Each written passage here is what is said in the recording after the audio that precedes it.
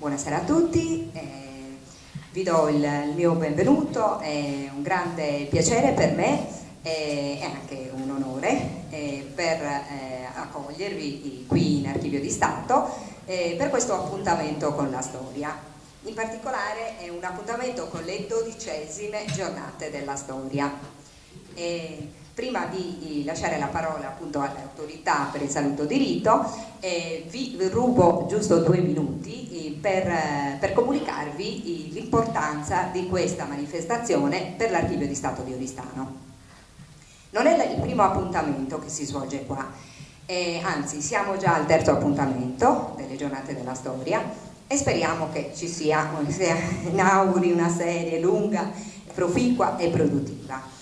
Le giornate della storia sono organizzate dalla Federazione Italiana Giochi Storici che nasce a Firenze nel 1992 e a partire dal 19 novembre del 2006 organizza appunto questo appuntamento con la storia, le giornate della storia, a cui aderiscono tanti comuni italiani, tutti quei comuni che ospitano delle giostre e dei giochi che fanno parte della tradizione popolare.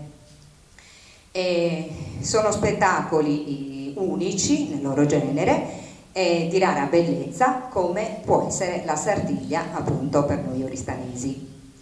Poiché l'argomento è la Sardiglia, è ovvio che la Fondazione Sardiglia Onlus chiaramente è uno dei soggetti principali nell'organizzazione di queste giornate. E in particolare il professor Maurizio Casu è colui che ha voluto, lui è il responsabile del centro di studi e di documentazione della Sardiglia, ha voluto che queste giornate si svolgessero in Archivio di Stato. Quindi al professor Maurizio Casu va il nostro ringraziamento. Perché effettivamente anche per permettere che queste giornate si svolgessero qua ha spesso c'è venuto incontro proprio perché il giorno deputato per le giornate è la domenica, se non sbaglio. Professor Casu, dove sei? Eccoti, giusto? E invece per permettere insomma all'organizzazione dell'archivio di poter accogliere le giornate, spesso derogando a questa regola, si fanno qui di sabato. Ovviamente è una manifestazione che è patrocinata dal Ministero dei Beni Culturali e dei Beni dell'Attività del Culturali e del Turismo, di cui l'Archivio di Stato è un ufficio periferico, quindi particolarmente adatto per questo motivo ad accogliere la manifestazione. Ma non solo, perché l'Archivio di Stato è un istituto che ha come vocazione la conservazione, la tutela e la valorizzazione della documentazione storica della nostra memoria locale, della nostra storia locale. Anche le edizioni precedenti delle giornate della storia sono state delle edizioni dense di contenuti, dei momenti particolari proprio per studiare la nostra storia e curare la nostra identità. Nel 2013 le giornate della storia sono state un'occasione qui in Archivio di Stato per presentare lo statuto del gremio dei falegnami, acquistato dall'Archivio di Stato grazie alla politica lungimirante dell'allora direttrice Marina Valdés, è restaurato e quindi in quell'occasione presentato e, se vogliamo, restituito alla collettività. Lo statuto del gremio dei falegnami che vedete esposto nella bacheca, se voi vi volete avvicinare dopo il video manda anche le immagini del restauro che è stato effettuato nel laboratorio di restauro dell'Archivio di Cagliari, colgo l'occasione per dire che a giorni si pubblicherà in versione digitale una forma sfogliabile che è stata appunto preparata da Paolo Di Cico, dal nostro responsabile della digitalizzazione, e quindi sarà consultabile da tutti, anche da postazioni remote, nella sua versione originale e soprattutto integrale. Poi nel 2015 le 10ime giornate della storia Sono stata un'altra occasione importante perché è stato presentato il risultato di uno studio compiuto dall'Università di Cagliari che parlava dell'impatto economico e sociale della Sardegna sulla società oristanese. Anche le giornate di oggi hanno un tema accattivante: spettacoli di corte e feste popolari in Sardegna e in Europa in età medievale e moderna, protagonisti e società, due realtà a confronto. Quindi gli interventi sono molto interessanti, tenuti da intellettuali di spessore, e quindi prima di lasciare il posto proprio e dare l'avvio ai lavori, cedo la parola all'assessore alla cultura del Comune di Oristano per un saluto.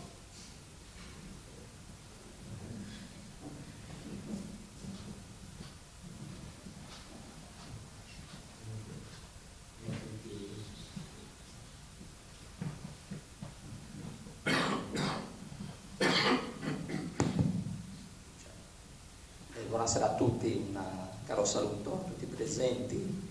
Porto i saluti anche del sindaco di Oristano, che non è qui presente per altri impegni, e naturalmente i saluti di tutta l'amministrazione comunale. Un appuntamento quindi organizzato dalla Fondazione, quindi in collaborazione anche con l'Archivio di Stato, che riprende un pochino i temi proposti dalla Federazione Italiana Giochi Storici, le giornate della storia. Quindi ci propone degli approfondimenti su temi riguardanti appunto le numerose sfaccettature della nostra manifestazione della Sardegna, che quindi rappresenta naturalmente porta in sé tantissimi aspetti che necessitano naturalmente di approfondimenti, di studi, che sono tutti molto rilevanti e importanti, come quelli appunto che verranno trattati oggi in questo convegno. Mi preme però, detto questo, sottolineare l'importanza che ha la Fondazione per l'amministrazione comunale, cioè l'importante collaborazione che esiste, c'è con la Fondazione Sardegna. Per l'amministrazione la Fondazione è un vero e proprio braccio operativo, in quanto consente di organizzare eventi importanti. Vi faccio un esempio: ha collaborato per il Settembre Oristanese, è ideatore e propositore di Oristano, certamente fondamentali naturalmente per la nostra città. E mi preme sottolineare che è assolutamente un ente, una fondazione che fa parte a pieno titolo del tavolo strategico della cultura che si sta portando avanti per la programmazione culturale della nostra città. Siamo qui presenti anche in archivio, colgo l'occasione, porgo l'invito appunto alla dottoressa Podi e rinnovo l'invito a partecipare al tavolo della programmazione culturale, perché sono estremamente convinto che collaborando con gli enti del territorio, i soggetti che fanno cultura tutti i giorni come la Fondazione ma anche l'Archivio di Stato, saremo in grado di proporre alla nostra città un programma, un progetto culturale certamente importante e rilevante. Ringrazio ancora quindi la Fondazione, ringrazio l'Archivio di Stato, tutti gli organizzatori e naturalmente anche i relatori presenti qui stasera. Rinnovo certamente e sottolineo l'importanza di momenti di questo tipo per la crescita culturale della nostra città, e sottolineo quanto sia importante la Sardegna come patrimonio culturale immateriale che va assolutamente incentivato, il patrimonio al quale occorre assolutamente investire. Noi come amministrazione lo vogliamo fare in collaborazione con la Fondazione e in collaborazione con tutti gli enti che vogliono fare questo insieme a noi, che credono in questo. Grazie a tutti, buona serata.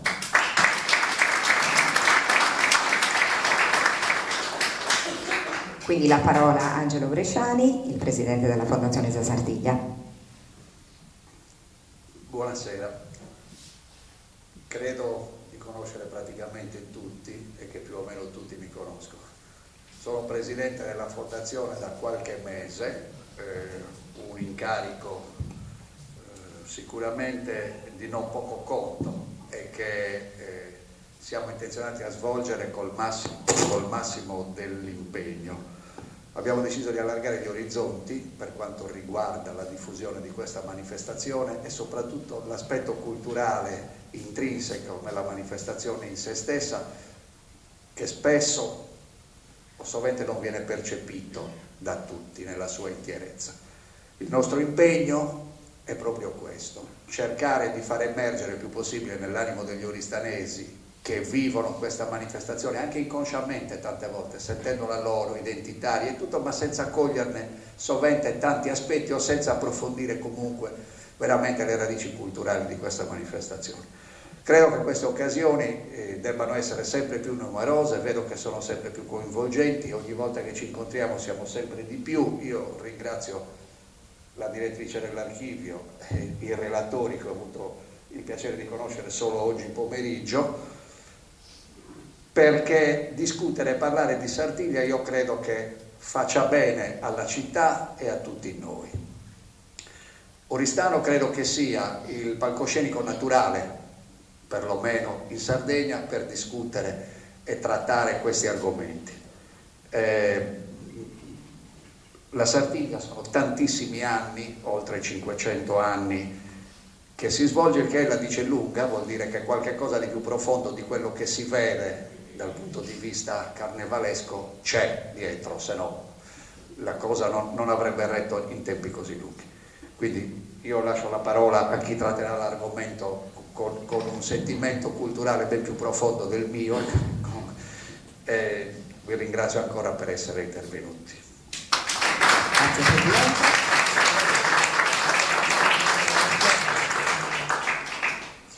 Allora possiamo dare avvio alla giostra, va bene, ai lavori, visto che ci siamo, mi sembra in argomento, giusto? Allora, lascio la parola al professor Fulvio Cervini, che è professore associato di storia dell'arte medievale e tutela dei beni culturali presso l'Università di Firenze, e ci parlerà di mito e realtà del torneo tra Medioevo e Neomedioevo.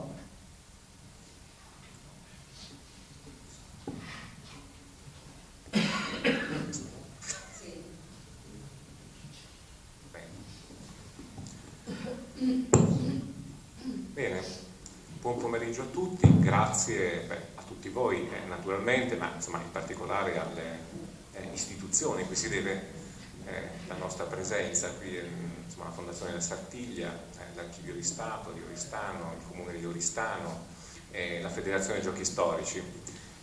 Confesso che mi fa anche particolarmente piacere stare in un archivio di Stato perché io sono un ex funzionario del MIBACT, nel senso che prima di passare all'università ho fatto per 7 anni l'ispettore storico dell'arte in soprintendenza a Torino, dove tra le altre cose mi sono occupato anche dell'Armeria Reale, che serve anche a giustificare in qualche modo quello che sto per dire. Quindi idealmente diciamo che si ricompone una certa unità culturale del Regno di Sardegna, che gira si va sempre a sbattere lì, quindi questa è una ragione che mi rende ulteriormente contento, insomma, di essere qua. Che idea abbiamo noi dei tornei, soprattutto dei tornei medievali, appunto? Abbiamo una idea di torneo che è basata sostanzialmente su una associazione quasi istintiva, cioè quello della parola torneo alla parola medioevo. E in realtà questa maschera da cavaliere romano, risalente al II secolo d.C. e trovata in Olanda, dovrebbe farci riflettere sul fatto che esibizioni a cavallo, ma non solo a cavallo, a scopo ludico, rappresentativo, in realtà ci sono sempre state, ci sono anche delle testimonianze scritte estremamente significative e non finiscono certo con il Medioevo.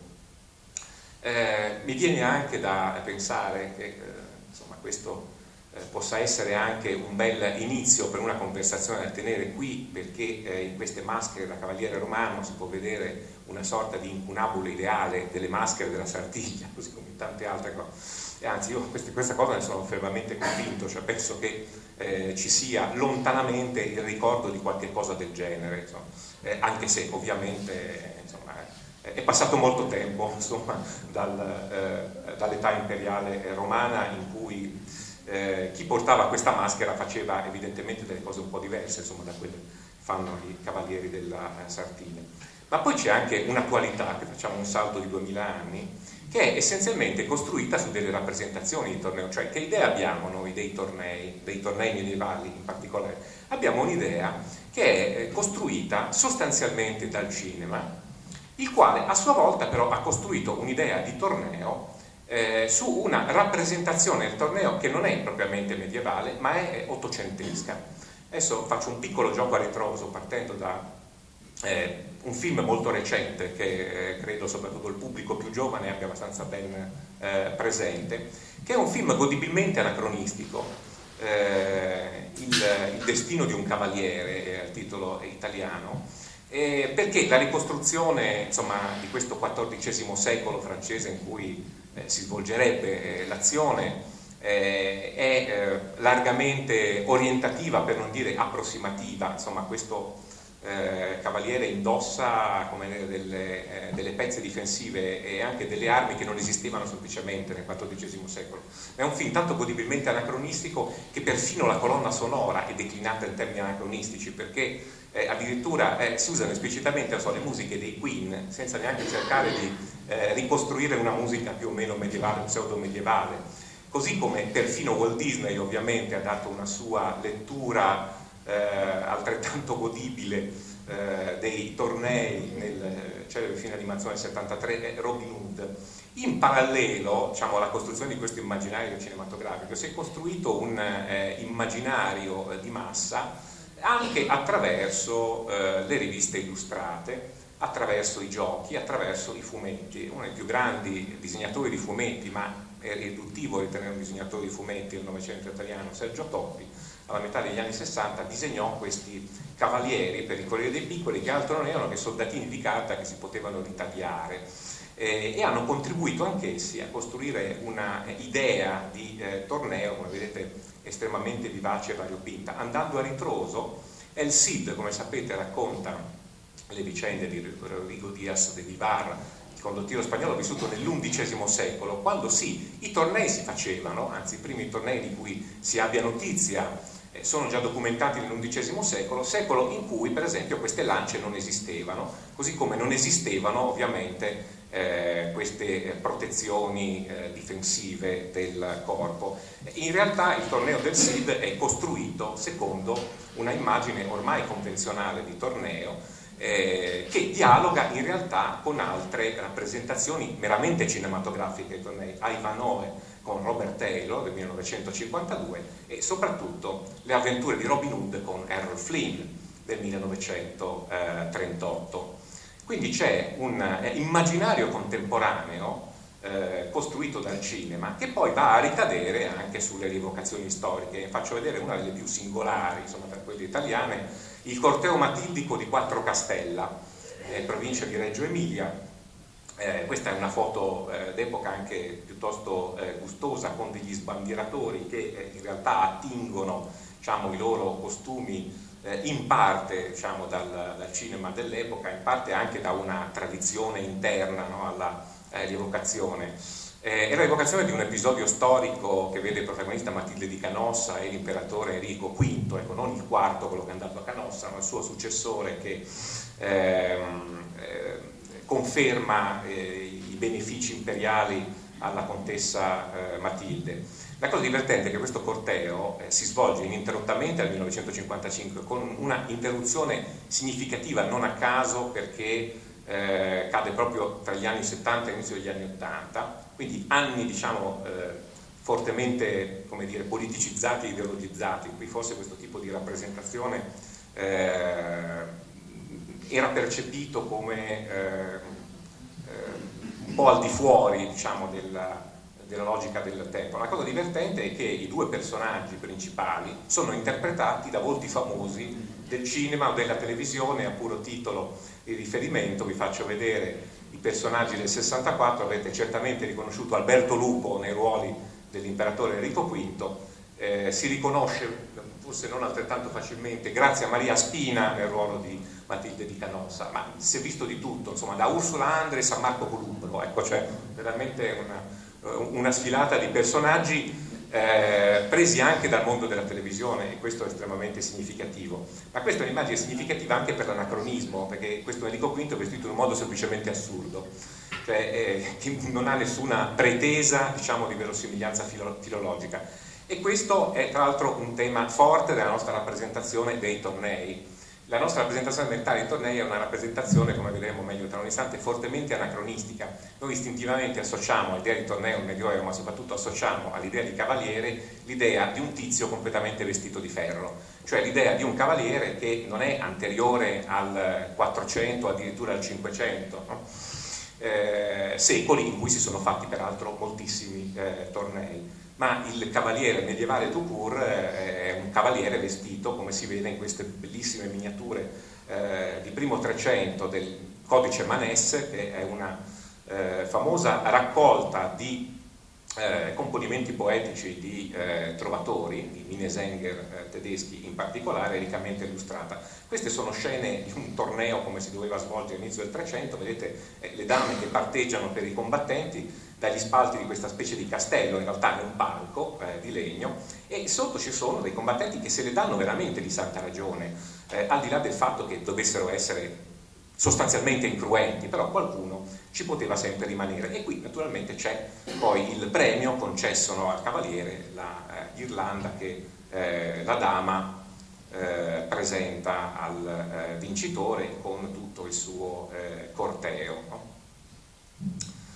Nel mezzo però, cioè tra il Medioevo e le nostre rappresentazioni, c'è una storia di tornei molto lunga, che conosce proprio in secoli che noi non percepiamo più come medievali una gloriosa coltivazione. Cioè il 500 è un secolo non solo di grandi tornei ma anche di grandi parate in armatura, e diciamo il secolo d'oro dell'armatura e soprattutto dell'armatura da parata.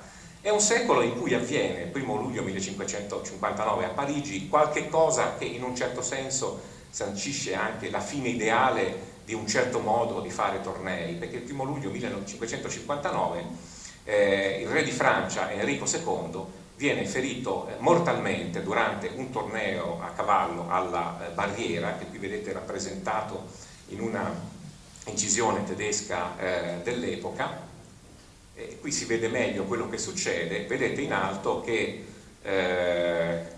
l'Orge, cioè il cavaliere indicato come l'Orge, che era in realtà il conte di Montgomery, ferisce involontariamente il re, perché dallo scontro le lance di legno si spezzano e come vedete un bel pezzo di lancia di Montgomery finisce nell'occhio di Enrico II, ledendo gravemente il cervello. Ecco, per la cronaca il re ci metterà 10 giorni a morire e riuscirà comunque a perdonare Montgomery, che tuttavia Caterina de' Medici farà bandire da corte. Poi tra l'altro diventerà uno dei capi degli Ugonotti e verrà poi giustiziato nel 1574.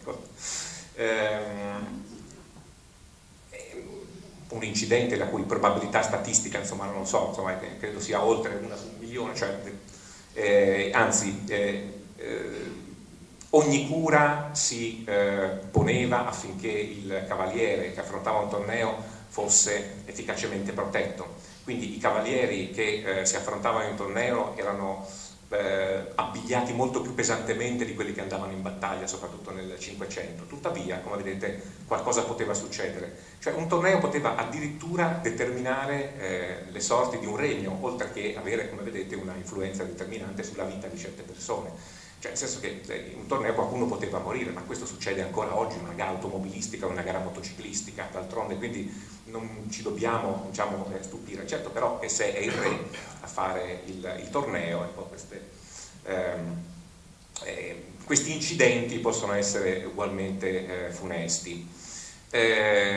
Mostro queste immagini del torneo fatale per Enrico II per 2 ragioni. La prima è che, come dicevo prima, questo torneo è una sorta di ultimo atto ideale però della storia dei tornei, perché si vuole vedere nella morte soprattutto di alcuni grandi personaggi del Cinquecento una sorta di fine ideale della cavalleria. Vittorio Sesseldex, che scrisse il primo catalogo dell'Armeria Reale di Torino, pubblicato nel 1840, scrisse nell'introduzione che l'ultimo cavaliere in senso medievale poteva essere considerato Enrico IV di Francia, no? Che muore, come sapete, all'inizio del 600, poi assassinato da questo fanatico che si chiamava Ravaillac. Quindi questo cosa vuol dire? Che esporre armature del Cinquecento, come in larga misura erano e sono quelle dell'Armeria Reale di Torino, significava comunque fare la storia della cavalleria, nel senso che i cavalieri del Cinquecento erano ancora percepiti anche dall'Ottocento come cavalieri medievali. La seconda ragione è che, come vedete, questa immagine sottostante non è un'immagine del Cinquecento, è dell'Ottocento, è della reinterpretazione della morte, o meglio dell'incidente fatale di Enrico II ad opera di Gustave Doré, il grande illustratore tra l'altro della Divina Commedia, ed è un'illustrazione che reinterpreta con uno spirito decisamente romanzesco e anche molto fantasioso quel che accadde a Parigi in quell'anno. Sta di fatto che l'Ottocento è un secolo che si è assunto una grande responsabilità nella costruzione, diciamo, della nostra mitologia dei tornei e delle feste, al punto che i tornei diventavano dei momenti centrali di cerimonie e celebrazioni che in un certo senso si costituivano come atti fondativi di una certa identità culturale. Quando il futuro re d'Italia, Vittorio Emanuele II, sposa la principessa Maria dell'Austria a Torino nel 1842, si svolgono festeggiamenti di ogni genere. Il clou di questi festeggiamenti è un torneo che si svolge in piazza San Carlo a Torino, riallestita per l'occasione. Un torneo che si sviluppa intorno alla statua equestre di Emanuele Filiberto di Savoia che Carlo Marocchetti aveva realizzato qualche anno prima. È un torneo in costume, in realtà più che un torneo vero e proprio, cioè più che un combattimento, è un grande carosello a cavallo in cui i vari personaggi, che erano tutti notabili di corte, quindi non erano comparsi figuranti, erano i nobili di corte che indossavano panni di nobili vissuti alcuni secoli prima. Quei figuranti volevano rappresentare la corte di Raimondo Berengario, conte di Provenza, nel 1242, quindi esattamente 600 anni prima. Un tema, come dire, abbastanza sfizioso, bizzarro, se vogliamo, che però permetteva, insomma, ai personaggi in qualche modo di legittimare attraverso il loro travestimento il loro comportamento presente attraverso le radici storiche. È un po' come se la monarchia sabauda, in anni in cui in realtà non si parlava ancora esplicitamente di unificazione italiana, perché Carlo Alberto non aveva ancora intrapreso questa strada, ma in cui comunque il tema era nell'aria, cercasse di costruirsi una legittimazione e una identità anche riesumando il proprio passato più o meno glorioso. È importante anche il fatto che questo torneo, questo carosello, fosse illustrato e raccontato anche attraverso una copiosa produzione di immagini che attraverso la litografia conoscevano anche grande circolazione. Però, dicevo, le feste torinesi comprendevano molti momenti, dei balli per esempio, con delle quadriglie in costume. Questa è quella che doveva rappresentare Riccardo Cordileone in Palestina. Vedete che ogni personaggio è rappresentato in realtà da un personaggio della corte sabauda. Questa solidarietà tra destini dello Stato e radici medievali viene progressivamente coltivata nel corso dell'Ottocento e si manifesta anche attraverso alcuni oggetti decisamente bizzarri ma carichi di valore simbolico. Per esempio questo spadone che vedete al centro, un oggetto che non farebbe male a nessuno, che è praticamente impossibile tra l'altro da impugnare, è una spada d'onore che la provincia di Firenze dedicò a Vittorio Emanuele, re d'Italia, celebrando però attraverso questo spadone la figura di Dante, al punto che in un cartiglio risulta che Dante stesso dedica la spada che riguarda se stesso al primo re d'Italia, e difatti nel pomo ci sono Dante e Beatrice, in realtà, perché questo non è Virgilio, è un personaggio femminile, stanno esattamente qua in cima, no? Al pomo. Quello che venne fatto a Torino nel 1842 non era una novità assoluta. L'Europa aveva già conosciuto dei tornei in costume, cioè delle riproposizioni ottocentesche di tornei medievali, il più sensazionale di tutti si svolse a Eglinton in Scozia il 30 agosto 1839, sensazionale anche perché venne conosciuto in tutta Europa grazie a un'altrettanto copiosa produzione di immagini. L'organizzatore era Archibald Montgomery, 13° conte di Eglinton, che per l'occasione assunse il ruolo di Lord del torneo, cioè il grande regista dell'operazione. Si fece fare una armatura dorata in stile del 400, naturalmente si fece riprodurre in lungo e in largo dai suoi artisti di fiducia, tra cui spiccava Edward Henry Corbould. Un torneo in piena regola che comprendeva naturalmente molti momenti collaterali alla lizza vera e propria, quindi c'era il ballo, c'era un banchetto, ecco, c'è il banchetto, questo è il ballo e questo naturalmente è il torneo, quindi venne allestita un'arena con abbondanza di architetture posticce neogotiche, arena nella quale i concorrenti, che erano tutti lord, naturalmente inglesi e scozzesi, si affrontarono proprio nello spirito della cavalleria tardo medievale. Addirittura vennero realizzate delle architetture neogotiche godibilmente assurde, come questo ponte su cui vediamo transitare il corteo dei cavalieri. Questo doveva essere un divertissement di elite, e in effetti è un'elite quella che vi prese parte, ma divenne un fenomeno di massa, nel senso che si prevedeva un'affluenza di pubblico stimata in 4.000 persone, e quindi Lord Eglinton e i suoi avevano organizzato un'accoglienza per 4.000 persone. Pare che se ne siano presentate 100.000, cioè come per un concerto rock, ma forse neanche Vasco insomma sarebbe riuscito anche mai. Ed eravamo in Scozia nel 1839 con 100.000 persone che andavano a vedere un torneo medievale. Quindi evidentemente non si doveva trattare di qualcosa di molto bizzarro, ma di un modo per recuperare non soltanto, diciamo, un'estetica del Medioevo, ma anche dei valori del Medioevo. Prova ne sia il fatto che a sua volta il torneo di Eglinton, che era la rievocazione di una rievocazione, è stato oggetto di una rievocazione nel 1989, cioè 150 anni dopo, e questi sono i protagonisti, insomma, di questa rievocazione. Addirittura a Roma, Villa Torlonia, venne realizzato un campo da torneo. Questo è un raro documento archeologico, perché insomma un campo da gioco ottocentesco per tornei medievali è una cosa tanto strana, no, da sembrare inverosimile. Invece a Villa Torlonia addirittura venne attrezzato uno spazio, come vedete, con tanto di recinti e tribune. Evidentemente dunque il torneo era qualcosa di maledettamente serio, così come era maledettamente serio il travestimento. Allora dietro a questa moda dei tornei c'è naturalmente un revival neomedievale che passa attraverso queste feste in costume. La regina Vittoria e il principe Alberto sono vestiti in questo caso da sovrani plantageneti del 300, ma perché avevano partecipato a un ballo in costume. Il conte Battiani, che era un nobile ungherese, a Milano nel 1828 diede un ballo in casa sua in cui tutti i partecipanti dovevano indossare il costume di un personaggio storico. Molti costumi vennero disegnati da Hayez, Francesco Hayez, che per se stesso disegnò il costume da artista, cioè Giulio Romano, insomma, il grande pittore ma anche architetto, insomma, del Cinquecento.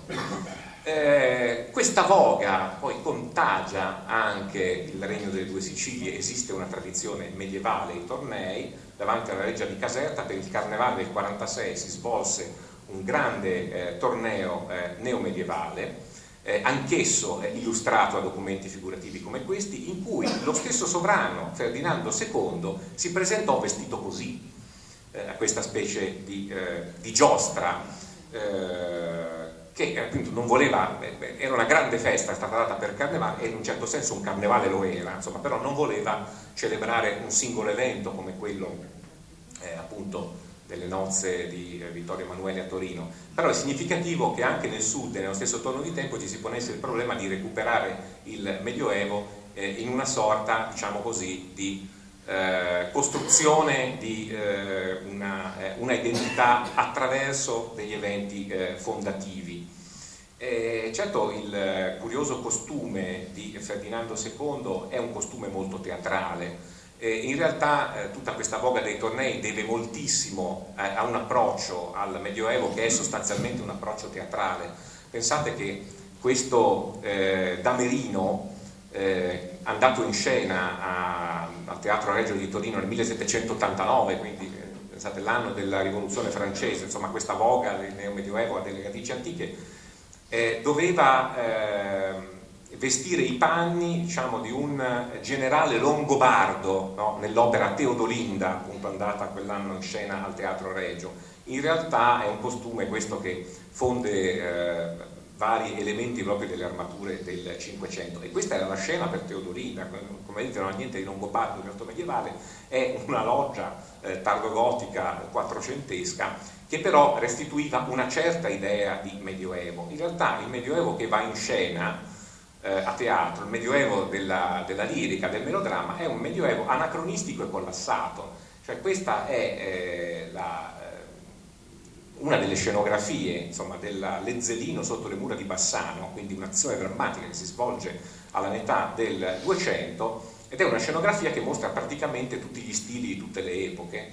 Forse il 200 è quello proprio meno rappresentato, perché il medioevo dell'Ottocento, il medioevo del teatro, il medioevo dei tornei, è un medioevo praticamente onnicomprensivo, in cui sta dentro tutto il contrario di tutto. È il medioevo, ad esempio, delle grandi sale d'armi. Alessandro Sanquirico, grande scenografo della Scala, ma anche grande collezionista di armi, concepisce così una sala d'armi per i Cavalieri di Valenza, che per la cronaca non è Valenza Po, ma Valencia in Spagna, ecco, quindi un luogo deve essere particolarmente aulico, e quindi lo stesso primo allestimento dell'Armeria Reale di Torino dipende moltissimo da questi modelli teatrali, tant'è vero che ancora oggi, insomma, l'allestimento storico riproposto dopo il restauro dell'inizio degli anni 2000 all'Armeria Reale cerca di recuperare questa dimensione.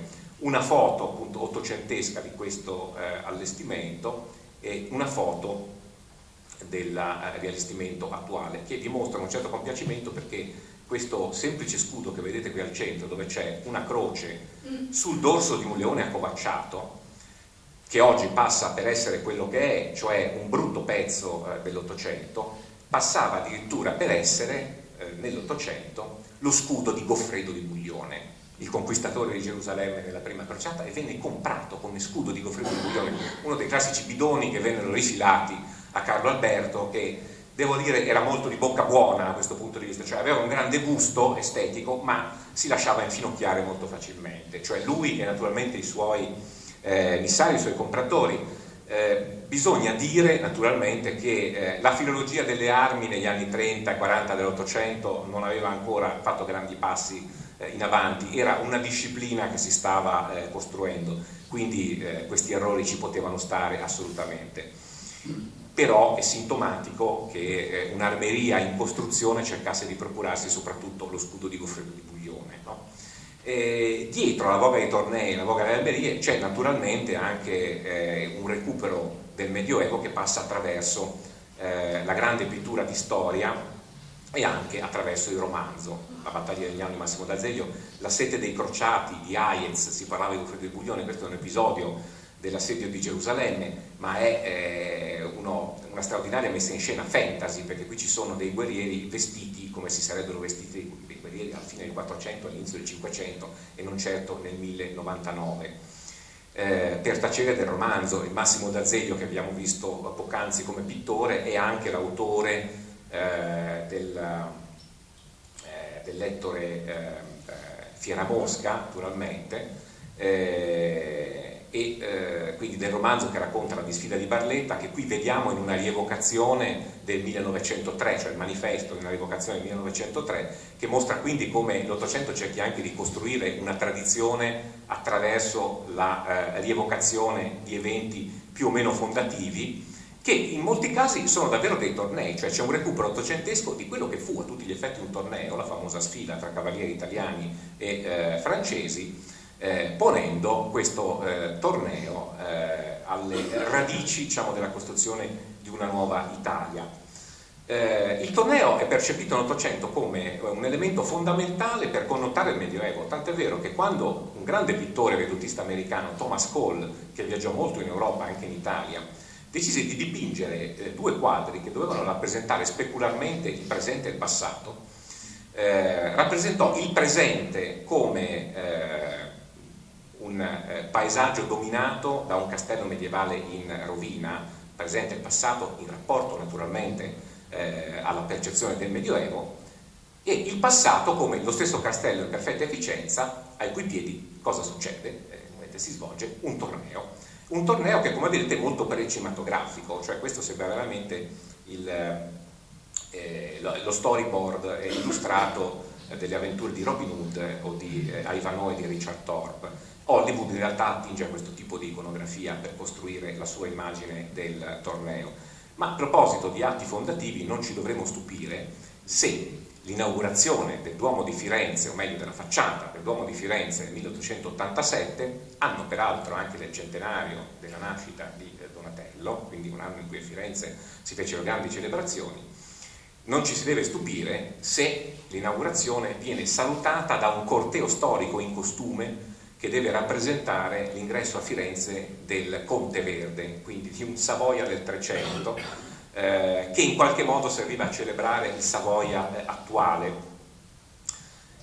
A questa messa in scena partecipa Frederick Stibbert, il grande collezionista di armi e armature e di tante altre cose, ma soprattutto di armi e armature, che si fa fabbricare per l'occasione una armatura nello stile del tardo 300, che ancora oggi si può vedere al museo Stibbert.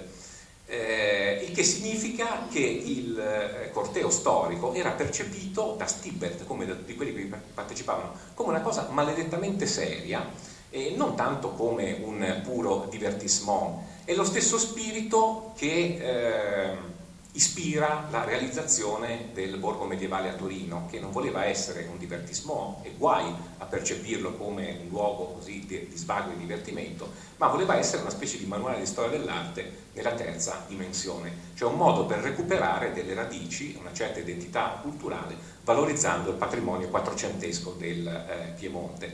Il secondo Ottocento, a differenza del primo, ha un approccio che da un lato è più filologico all'Ottocento, ma d'altro canto è più fiabesco. Basti citare insomma la coltivazione dei temi arturiani a parte la cultura anglosassone, illustrazioni di Aubrey Beardsley come dell'americano Howard Pyle. Addirittura ci sono dei tentativi di riproporre addirittura la mise en page delle miniature medievali per raccontare, per illustrare dei poemi recenti, quasi contemporanei, come La Morte d'Arthur di Tennyson, che però parlavano appunto di personaggi del ciclo arturiano. E come vedete però il gusto per la rievocazione storica, per la messa in scena, per il torneo, per il gioco, tra 800 e 900 assume una connotazione talmente seria da poter diventare anche problematica, anche rischiosa, perché aperta a deformazioni di tipo ideologico. Nella fatidica giornata del 9 maggio 1938, in cui Firenze viene visitata da Hitler, accompagnato da Mussolini, a Hitler viene proposto di tutto quel giorno, c'è una visita a Palazzo Vecchio, gli Uffizi, spettacolo all'opera, c'era perfino una visita al giardino di Boboli con esibizione di sbandieratori e omaggio al Führer e al Duce reso dai figuranti della giostra del Saracino di Arezzo, che qui vediamo posare per il fotografo in un viale del giardino di Boboli. Questo naturalmente è un episodio che non vuole gettare, che non getta necessariamente una luce sinistra, no? Né sui tornei né sulle rievocazioni storiche, ma ci dovrebbe aiutare a riflettere comunque sul fatto che i tornei, le rievocazioni, le feste di corte popolari, eccetera, non sono mai degli eventi neutrali, nascono in genere con degli obiettivi, con delle necessità di comunicare comunque qualcosa, ma possono diventare pericolosi nella misura in cui ogni epoca ci mette dentro qualcosa di suo.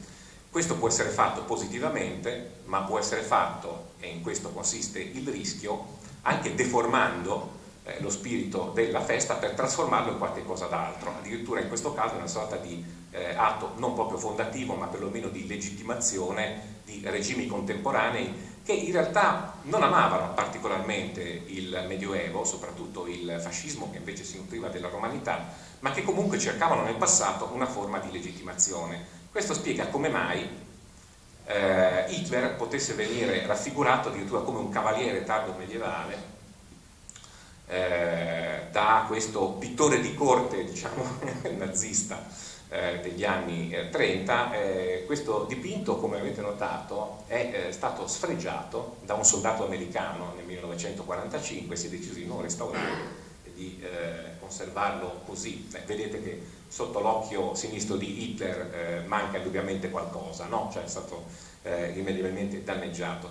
Per par condicio, e qui chiudo anche in gloria, mostro un manifesto bolscevico dove Lev Trotsky veste i panni di San Giorgio nell'atto di conculcare il dragone della controrivoluzione capitalista con tanto di cilindro.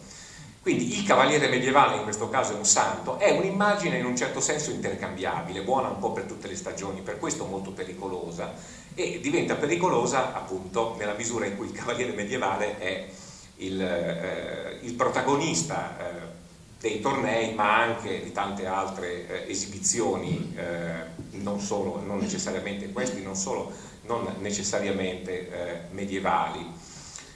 Tutto questo per dire che ogni volta che parliamo di tornei, ogni volta che parliamo di feste di evocazione, ogni volta che parliamo di Medioevo e di cavalleria, dovremmo sempre cercare di metterci d'accordo su quale cavalleria stiamo evocando, quale Medioevo, quali feste, quali personaggi.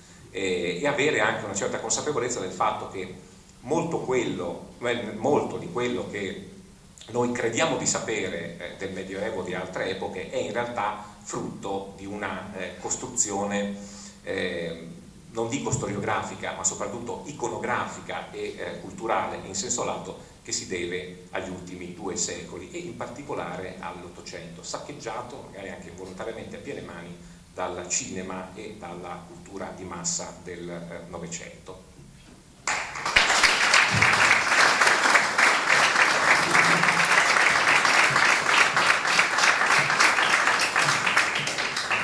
Ringraziamo il professor Cervini per questo suo intervento veramente splendido e molto molto interessante. Adesso diamo la parola al dottor Pillai, ex sovrintendente archivistico della Sardegna, è stato anche direttore dell'Archivio di Stato di Nuoro e anche di Oristano, grande studioso di storia locale, autore di innumerevoli pubblicazioni e il suo intervento: tornei e corse a palio in Sardegna in età moderna. Intanto buonasera a tutti e grazie per gli organizzatori che in questo modo hanno voluto replicare la manifestazione dell'anno scorso, cioè esattamente in questa stagione si fece un'altra giornata di studi incentrata sul cavallo e le corse dei cavalli, riprendendo l'argomento, estendendolo ovviamente. Diciamo subito che la figura del cavallo come figura centrale nell'ambiente sardo è nota a tutti. Del resto una società agropastorale come quella sarda non poteva fare a meno di relazionarsi col mondo animale, soprattutto con gli animali che erano a più stretto contatto con l'uomo, per esempio come il bue, e come il cane, come il gatto, animali domestico, tanto che la fantasia popolare qui ha galoppato. Per esempio nelle superstizioni sarde le streghe si incarnano nel gatto per succhiare il sangue dei bambini, per esempio. Questo secondo me è abbastanza emblematico, perché il gatto è un animale domestico, sta sempre a casa, però in un certo senso è anche sconcertante, perché è caratteristico in quanto è autonomo, non è come il cane, vuole il suo ambito di libertà e poi a volte sparisce dalla casa, per qualche giorno poi improvvisamente riappare. Ecco quindi forse che la fantasia popolare l'ha abbinato alle streghe. Il bue è lo stesso, è molto vicino all'uomo, compagno nei lavori dei campi sempre, è sempre animale fedele, però talvolta riserva qualche sorpresa, come nel caso dei suoi muriacche nuorese o dei suoi nieto campionanese. È sempre buono, però eccezionalmente, in genere la vigilia, quindi la notte di San Giovanni, gli salta il ticco di pedire sventure al padrone. Quindi il padrone spesso si liberava di questi buoi neri, ce n'erano pochi in circolazione. Il cavallo è tutta un'altra cosa, è un animale nobile per eccellenza, tant'è vero che nella tradizione militare sarda del Regno di Sardegna c'è questa grande divisione tra la fanteria miliziana e la cavalleria miliziana. Di solito nella cavalleria miliziana finivano quei contadini che possedevano il cavallo, che di solito erano contadini abbienti, perché possedere un cavallo non era come possedere un gioco di buoi. I lavori, diciamo così, di bassa lega venivano fatti dai buoi. Il mezzo di trasporto per eccellenza era il carro a buoi. Il cavallo veniva riservato per le traversate da un paese all'altro del padrone, per esempio, oppure per il caresse, soubrecchi, come si suol dire. Il rapporto col cavallo è tutto speciale. È come se in questi animali l'uomo sardo abbia riscontrato dei caratteri. Noi viviamo in questa società moderna, siamo lontani dal mondo dei campi, anche degli animali. Vediamo gli animali pressappoco come delle cose, li vediamo nella loro genericità. Nel passato non era così, si era molto consapevoli delle particolarità, delle differenze che c'erano tra un animale e l'altro. Questo valeva molto per il cavallo, ma di solito ci si affezionava al cavallo, c'era un rapporto come di fraternità e quindi non ci deve stupire ciò che troviamo scritto in un libro pubblicato alcuni anni fa dal compianto collega Francesco Manconi dell'Università di Sassari, che pubblicò una descrizione della Sardegna di un anonimo ufficiale piemontese che prestò servizio qui nella prima metà del 1700. Ci dà tante notizie della Sardegna e allora si parla anche del rapporto dei sardi con i cavalli, è del tutto speciale. Figuratevi, lascia scritto questa anonimo piemontese, sono tanto legati al loro cavallo che quando per una qualche ragione sono costretti a venderlo, pregano l'acquirente di discostarsi nelle trattative. Non vogliono che il cavallo senta, perché se il cavallo sente si dispiace. E questo si pensava. E poi sempre questa nuova sono talmente legati che riempiono il cavallo di tanti fiocchettini rossi che mettono nella coda del cavallo e persino degli scapolari contro il malocchio. È per questo motivo che nei fascicoli processuali noi ci troviamo di fronte a tantissime cause, veramente una grande pluralità, inchieste e cause di scodamento di cavalli. Cioè chi voleva fare un dispetto al suo avversario trovava questo modo per oltraggiarlo, gli tagliava la coda. Questi cavalli scodati perdevano di valore alquanto si facevano delle perizie. Il cavallo che valeva 38 scudi precipitava 28, per esempio. E noi vediamo queste cause che queste persone lo dicono apertamente. Per esempio un certo soldato, Giovanni Antonio Palla, del reggimento dei cavalleggeri di Sardegna, del Cavaliere di Ondona, reggimento che si stava trasferendo da Ozieri a Cagliari, siamo ai primi del 1800, fa tappa a Villanova Franca. Questi devono pernotare lì, vanno in un'osteria, erano a gruppi, non l'intero reparto. E si trovano, questo militare si trova questo cavallo senza coda, nottetempo, e quindi si fa l'inchiesta e noi vediamo tutte le testimonianze. L'oste, che è anche un contadino del luogo, un certo Caria, attribuisce il fatto, non posso che attribuire questo fatto ad alcun malevolo, il quale voleva disonorare la mia casa, a meno che questo non sia un dispregio ad essi dragoni, un dispregio per i militari. E qui poi si fa l'inchiesta perché il corpo dei cavalleggeri vuole essere rimborsato. Vuole essere rimborsato, non si sa a chi rivolgersi. Per non sbagliare citano il sindaco, il ministro di giustizia, il capitano dei Barracelli. Si tratta della causa presso l'uditurato generale, che era un tribunale speciale che giudicava le cause tra militari, e alla fine condannano il capitano dei Barracelli perché nella tradizione sarda chi rispondeva dei danni arrecati sia in campagna sia in paese era sempre il barracellato.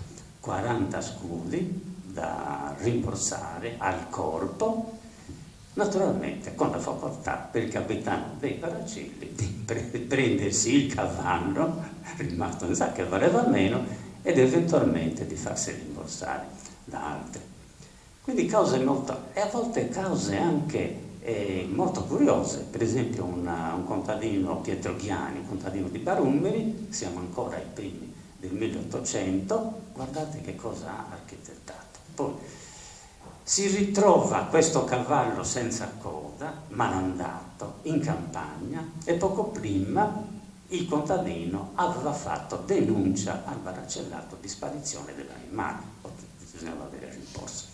Il cavallo ritrovato è senza coda.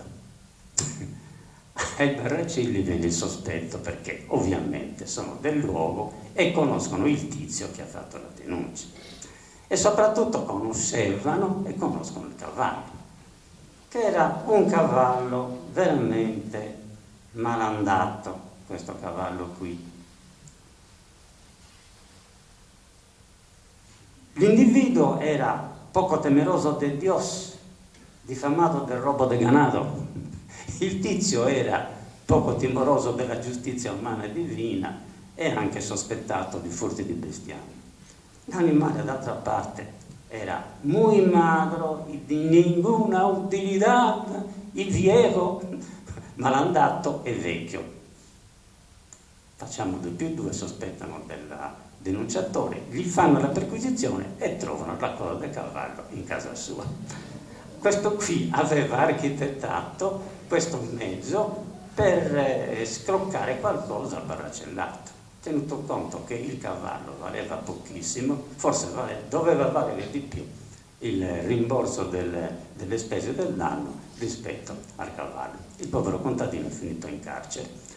Non so come è finita la causa perché i tizi che erano nel carcere banonale di Barummeri hanno sfasciato le porte e sono fuggiti, quindi si sono perse le tracce di questo qui.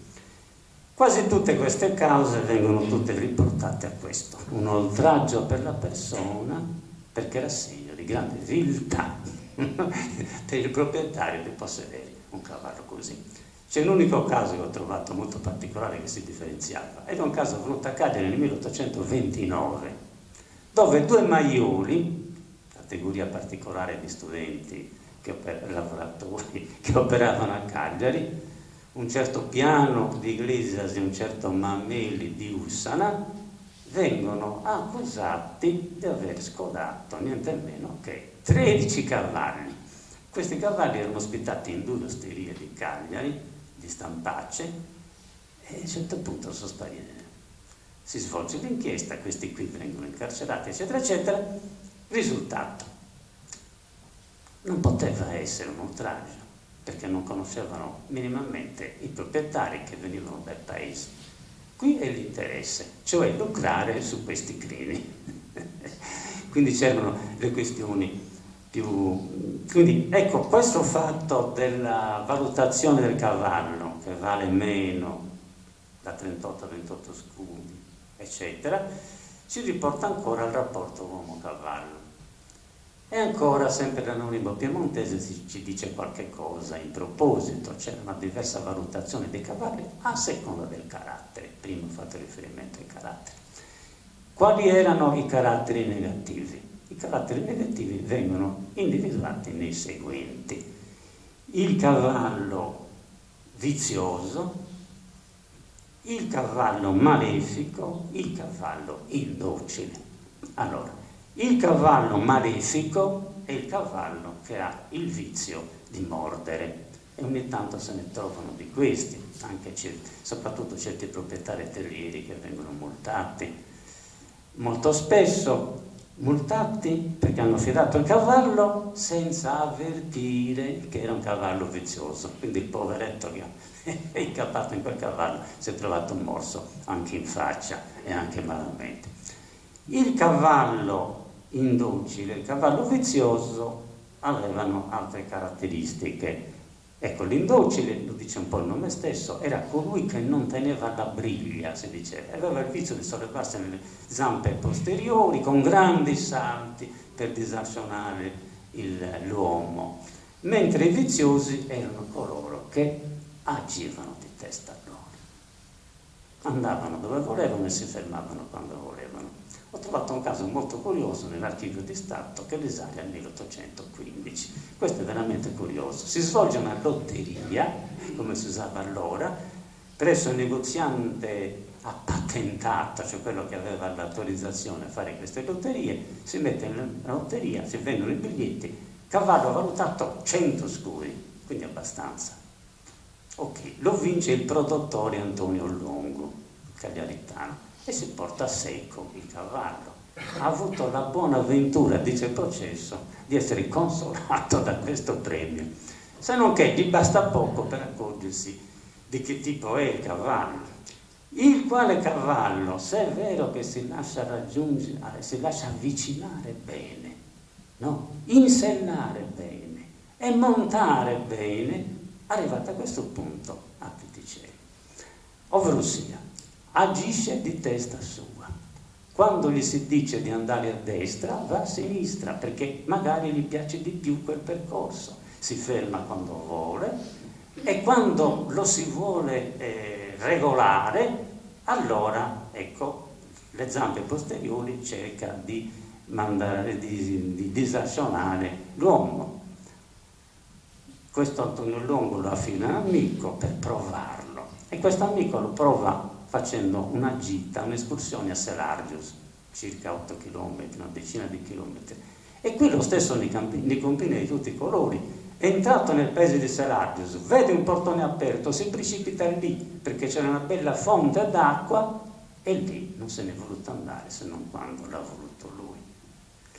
Di ritorno non voleva imboccare la via di Cagliari, quando ha imboccato la via di Cagliari non faceva altro che avvicinarsi alle chiusure, alle siepi di fichi d'India, e tentava di buttare a terra in questa scrisurisi, in queste siepi. Qui si svolge tutto un processo lungo con diversi avvocati, non posso trattenere più di tanto. Comunque il proprietario del cavallo diceva che era bello, grasso e tanti altri appellativi, spiritoso, ecco questo è il termine là. E quegli altri però, insomma, si finisce con nominare 2 periti. Questi 2 periti si fanno portare il cavallo, la documentazione d'archivio dice che preferiscono non montarlo per non correre rischi e lo affidano a una terza persona, il quale lo prova e dice: è indocile, non è correggibile, si può adoperare ad altri scopi ma non per la sella, e quindi vale 25 scudi rispetto ai 100 che erano stati procrastinati. Questo è un processo che si conclude qualche anno dopo. Quindi, per dire la valutazione che c'era di tutti questi animali. Io ricordo quando ero direttore della sala di studio, c'era un pensionato che veniva quotidianamente, avevamo fatto amicizia, il dottor Azzoli, che mi piace ricordare, di Masullas. E questo diceva che in casa possedevano ovviamente degli animali, fra l'altro un cavallo. Questo cavallo gli era talmente affezionato che nei momenti in cui lo vedeva pensieroso, o comunque preoccupato, o comunque triste, gli si avvicinava, nel senso che entrava dentro casa lì a Masullas, mentre lui magari era allo scrittorio, lui studiava, eccetera, eccetera, e con la testa gli faceva un battito alla gamba. E questo voleva significare vieni via con me, lascia stare la casa e ti porto a fare una passeggiata a cavallo. Ecco, questo me lo raccontava sempre. Quindi centralità dei cavalli e anche importanza dei cavalli pensiamo a questo. Il cavallo è un animale anche nella guerra, perché veniva adoperato nei combattimenti, al contrario del bue, per esempio. Veniva adoperato nei trasporti, veniva nei lavori, era uno status symbol e veniva adoperato nelle esibizioni, che erano tante. L'esibizione del carnevale erano di questa, l'esibizione della cosiddetta cavalcata. Noi oggi chiamiamo la cavalcata, che è la festa tipica di Sassari e che rinnova l'ultima cavalcata storica, quella del 1899, che i sassaresi fecero in onore di Re Umberto e della regina Margherita, che visitarono l'isola in quell'anno. Ma le cavalcate si svolgevano normalmente, erano molto comuni nella Sardegna del passato e inizialmente erano caratteristiche dei nobili. Ce ne sono tante. Una grossa cavalcata venne fatta nel 1632 a conclusione del Parlamento di allora, che si concluse con la proclamazione dell'Immacolata Concezione.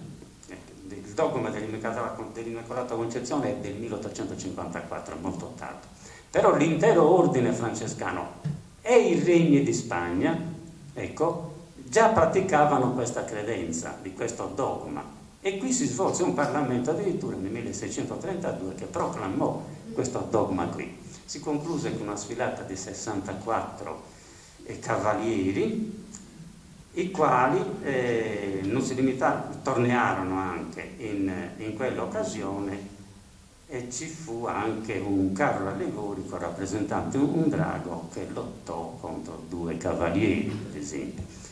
Un'altra cavalcata grossa nel 1618, di cui ha scritto Serafine Schirro, era un pezzo grosso dell'ordine cappuccino, quest'uomo, molto noto nella Cagliari di allora, e lui racconta tutte le feste che vennero fatte per la scoperta dei corpi santi, no?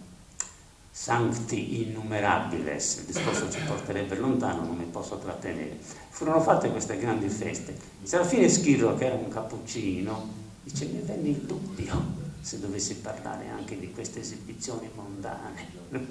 Però alla fine presi parere di molti e dissi che in fondo lo potevo fare perché si trattava pur sempre di onorare i santi e la Chiesa. Queste furono grandi feste con 5 quadriglie, partecipò il viceré di allora Deril, ecco, e il buon frate concluse dicendo che tutto andò muy bien, e che ogni cosa fu condotta bene, tornarono bene, mejor no se podía desear, non si potevamo desiderare meglio.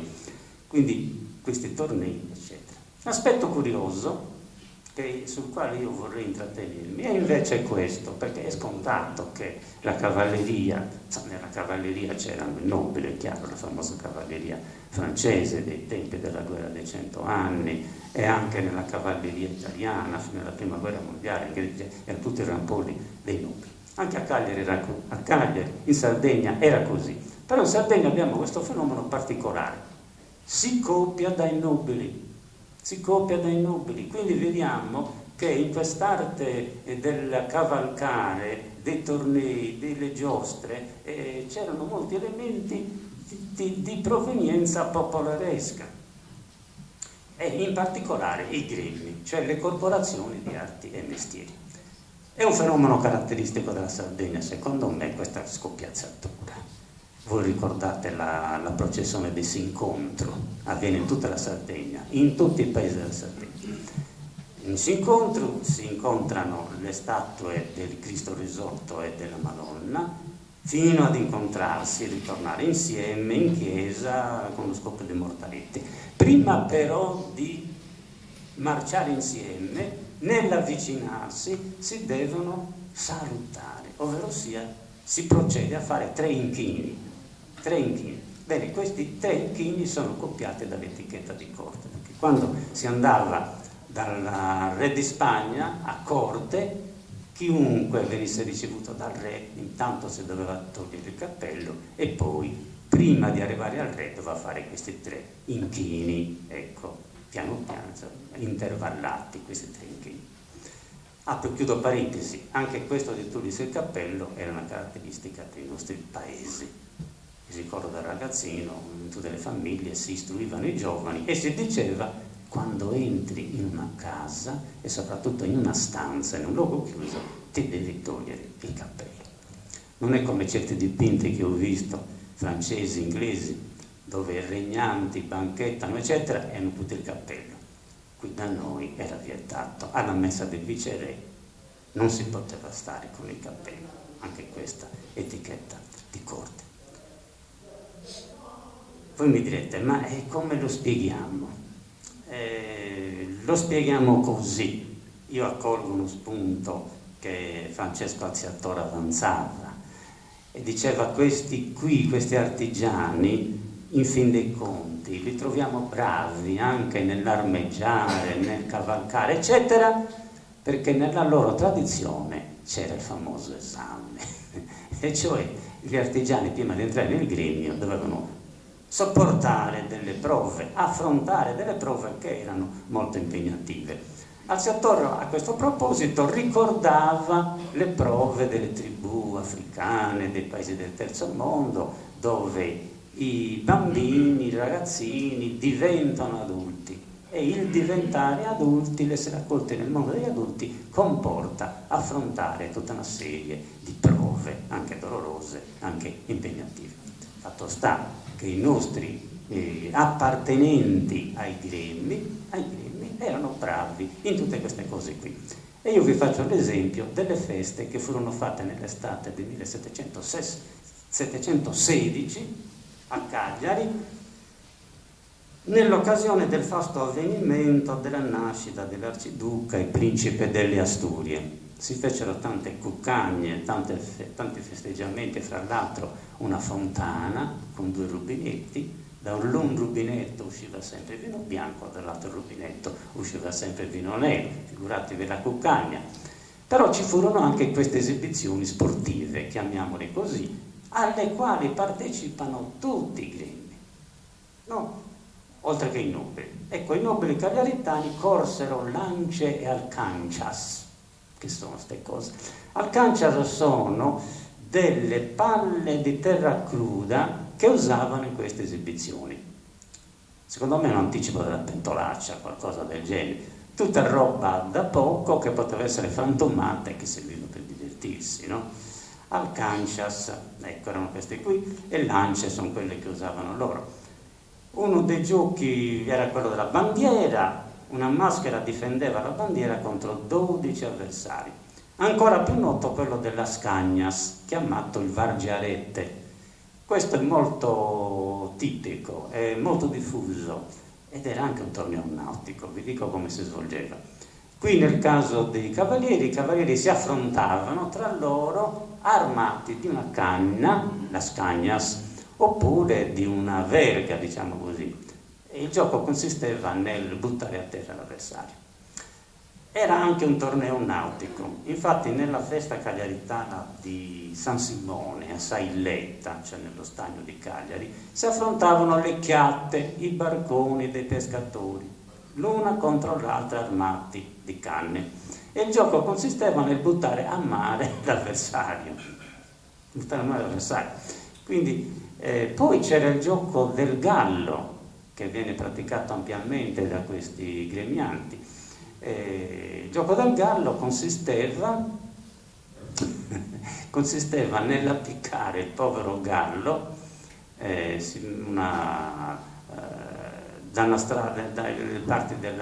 in una strada si metteva questa corda, si metteva il povero gallo a testa in giù e l'abilità consisteva nel tagliare la testa al gallo. Addirittura ho trovato nel 1849, questo è veramente curioso, no? Quando a Pula si doveva celebrare la festa di San Raimondo, succede un alterco mentre fanno l'acquisto. Però a me non interessa tanto l'alterco o ciò che è successo. Mi interessa che lì dicono l'alterco è successo quando stavamo procedendo all'acquisto dei pollastri per la corsa dei cavalli. E cioè facevano l'acquisto anche per raccogliere questi poveri polli che mettevano lì a divertimento degli altri. A volte però non mettevano il pollo, mettevano un'oca, oppure anche un gatto, perché vediamo sempre in queste feste qui del 1716 questi diversi gremi cosa fanno. Addirittura c'è il gremio dei conciatori, questo vi interessa, perché corsero sull'esempio della Sartiglia oristanese l'anello con molta perizia e destrezza. Ecco, questo è simile un po' alla Sartiglia. I barbieri corsero un gatto, ecco, i carpentieri, i muratori, una corsa di cavalli, gli ortolani, il gioco della scagnas, anche loro. In pratica tutti quanti questi gremi di Cagliari, ne ho citato già 5, 6 o 7, erano bravi nel giocare di scherma, nell'andare a cavallo, eccetera. Quindi questo per dire come c'è questa trasposizione dal mondo dei nobili al mondo lo stesso lutto. Io ho trovato in un giornale sassarese del 1877 intitolato La Stella di Sardegna, ricapitola tutte le usanze funebri per morte di cognato, tanti giorni, per morte di una zia, tante settimane, eccetera, eccetera. Bene, questo articolo qui contiene le medesime norme dell'etichetta di Corsa di Savoia dei primi dell'Ottocento che abbiamo in archivio. È uguale. Lo stesso periodo di lutto veniva adottato a corte a Torino, lo stesso periodo di lutto veniva adottato dai popolani sardi nei paesi. C'è appunto una imitare. Ecco, mi spiace concludere, ma devo almeno annunciare la questione del pane. Ecco, perché io ho parlato solo di questi tornei, di queste esibizioni, ma non sono l'aspetto centrale, non sono la caratteristica primaria delle esibizioni equestri. Quella primaria è la corsa a palio.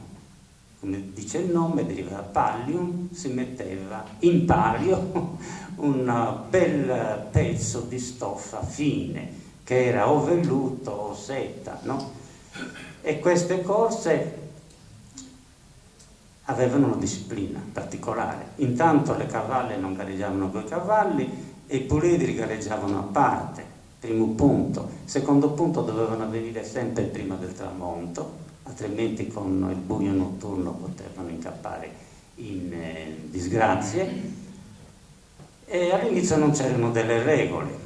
Chissà quante volte avrete visto il Palio di Siena, lo speaker che dice: in questa gara non valgono le regole, non c'è nessuna regola.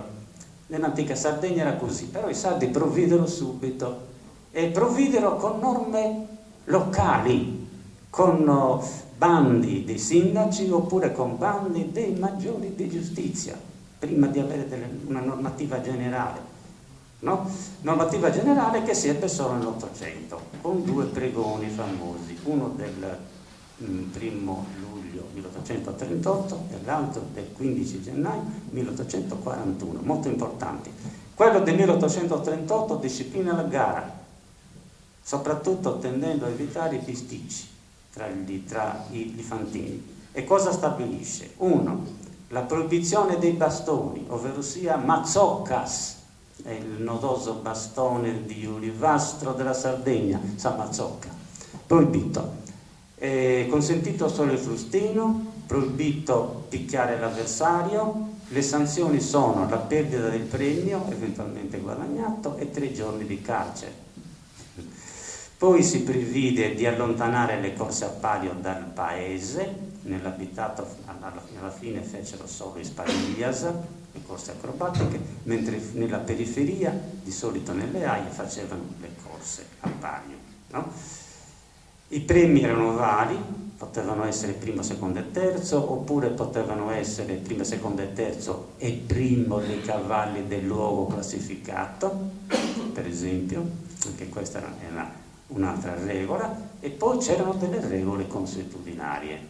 La più curiosa è questa: la partenza viene sottolineata dalla partenza del cavallo di punta, su guardo de punta, l'abbiamo sempre sentito, è il cavallo famoso, il cavallo che ha guadagnato premi in altre gare Questo qui è tenuto a dare il via e partire. A Terralba, per la festa di San Pietro, il 29 giugno 1815, ci fu quasi una rivolta generale perché non si corse quella volta, bisticciarono tra loro. Nessuno voleva partire perché il cavallo di punta si rifiutava di partire. Ci fu un'inchiesta, eccetera. Il discorso si farebbe lungo, lo rinviamo l'anno prossimo per le corse a palio soltanto, perché anche qui c'è tutto un mondo diversificato molto interessante. Grazie dell'attenzione.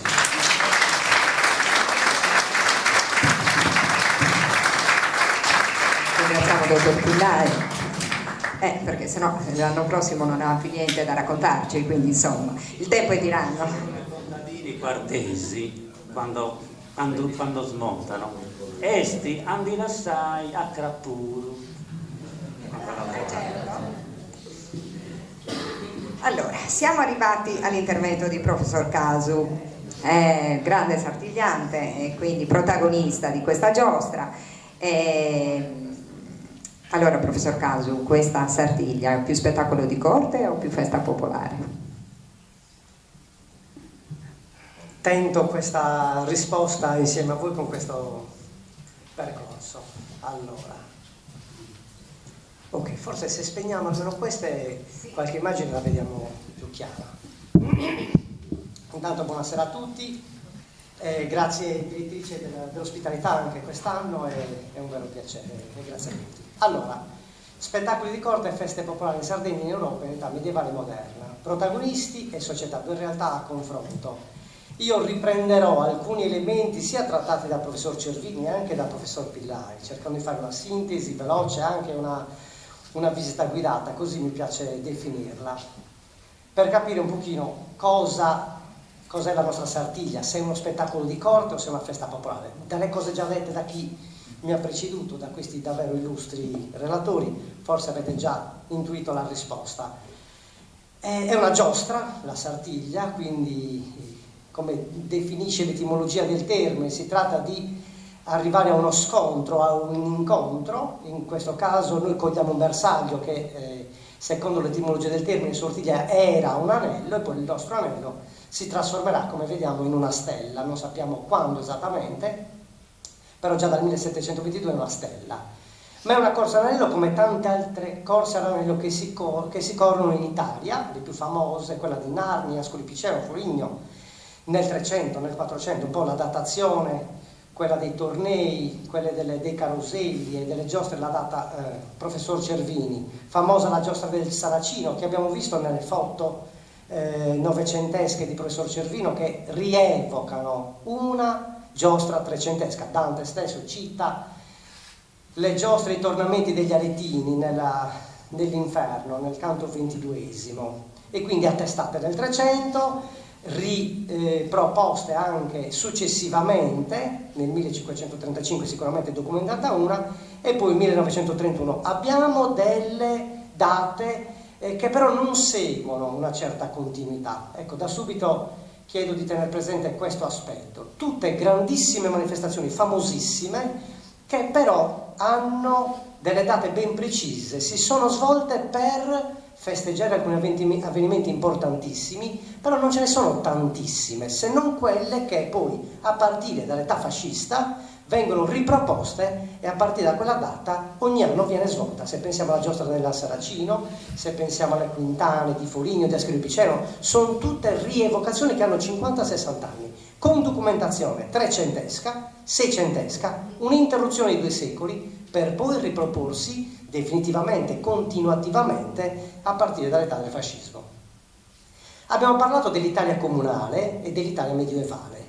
Siccome possiamo solo fare un accenno a quella che è la storia della Sardegna di quel periodo, ecco, la storia della Sardegna è completamente diversa dalla storia del resto dello stivale, perché la Sardegna, che intorno al X secolo si configura in questa forma statuale dei 4 giudicati, non conosce il feudalesimo. Noi abbiamo i 4 regni medievali, le famiglie regnanti giudicali sono le 4 appunto famiglie che guidano questi 4 stati sovrani, 4 stati sovrani che nella seconda metà del 200 già, quello di Cagliari, quello di Torres e quello di Gallura, sono in decadenza e la presenza pisana e genovese ha ormai preso il posto di queste istituzioni. Rimane perfettamente integra quella arborense, il giudicato d'Arborea. Qui vediamo in grigio ciò che è pisano, in verde, verdolino, anche il Montacuto e il Goceano che fa riferimento all'area arborense, e poi la presenza genovese per quel che riguarda, diciamo, l'ex giudicato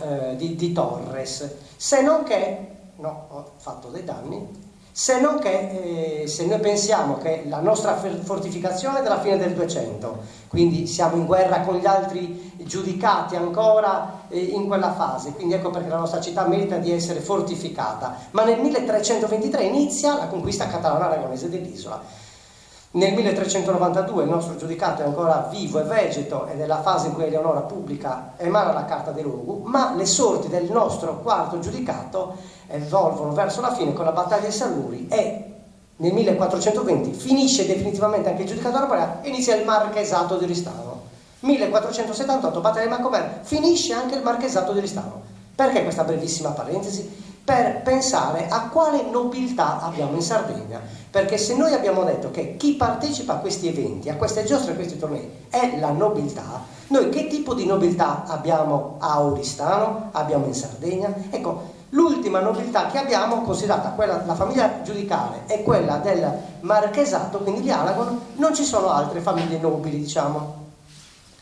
E noi abbiamo un indizio che rimanda in qualche modo all'esperienza di giostratori o di torneanti dei nostri giudici. Questa è la famosa immagine di Mariano IV che si trova nella cattedrale di Ottana, e c'è un documento rivenuto recentemente da una studiosa che nell'elencare tutte le suppellettili che Mariano IV con Timbora di Rocabertì porta con sé nel trasferimento da Barcellona a Oristano, vengono citati questi 4 elmi buoni per giostrare e altri panni, altre gualdrappe con i segni dell'arborea. Quindi non poteva non essere nota l'educazione di questi sovrani, anche l'addestramento militare e quindi le giostre e i tornei. Così come abbiamo un'attestazione chiara della partecipazione di Antonio Cubello, figlio di Leonardo, il nostro primo marchese di Oristano, che partecipa ad una giostra equestre a Barcellona con Alfonso V d'Aragona. Quindi ecco questa nobiltà oristanese che partecipa ad eventi di questo tipo. Però le nostre prime attestazioni vere e proprie documentate di Sardegna sono cinquecentesche e la Oristano del Cinquecento, la Sardegna del Cinquecento è ormai inserita in quello che è il panorama della Sardegna spagnola, e noi abbiamo sì la feudalità che risponde ai nomi dei marchesi di Laconi e dei Carroz nei feudi della Sardegna spagnola, però le città non sono infeudate. Oristano è patrimonio del sovrano. Nel 1479 Oristano è patrimonio di Ferdinando il Cattolico, che concede degli statuti particolari alla città, che prevede l'elezione di un consiglio civico. Questa è la preziosissima Madonna dei Consiglieri che si trova nella sala retabili dell'Antiquarium Arbonense, che per noi è un'opera fondamentale, non solo da un punto di vista artistico, ma da un punto di vista storico, perché inginocchiati ai piedi della Madonna ci sono i 5 consiglieri civici della città di Oristano, cioè le massime autorità. Quindi non abbiamo la nobiltà, non abbiamo la famiglia nobile, non abbiamo i feudatari, abbiamo le autorità civiche. Perché questo? Perché le nostre sartiglie, le più antiche, quelle citate dai documenti del 500 e del 600, vedono la manifestazione sartiglia organizzata per volontà dell'autorità civica che deve celebrare un evento importante, e chi funge da mantenidor, i mantenitori nel resto d'Italia, nei tornei e nelle giostre del resto d'Italia, come anche qui in Sardegna, si chiamano mantenitori. Ecco, chi funge da mantenitore è il consigliere in capo oppure il consigliere in seconda. Tra il 500 e il 600 queste sono le sartiglie documentate. Stiamo celebrando Carlo V, stiamo celebrando Filippo II che ha appena avuto il suo erede al trono, e così stiamo celebrando anche dei matrimoni importanti. Quindi sortiglie perché si corre all'anello. Nei registri di consiglieria abbiamo queste notizie delle spese relative all'anello d'argento, alle lance che devono essere realizzate per questa corsa, la spesa che in qualche modo sostiene l'amministrazione comunale, chiamiamola così, per le gualdrappe, per le bardature, per i costumi dei cavalieri, tutto è in capo all'amministrazione, che deve celebrare questi eventi straordinari. La corsa è guidata dal consigliere in capo, dall'autorità civica. E questo è il frammentino più antico che mette la parolina più antica di Sartiglia che abbiamo. Siamo nel 1547. Abbiamo detto stiamo celebrando Carlo V.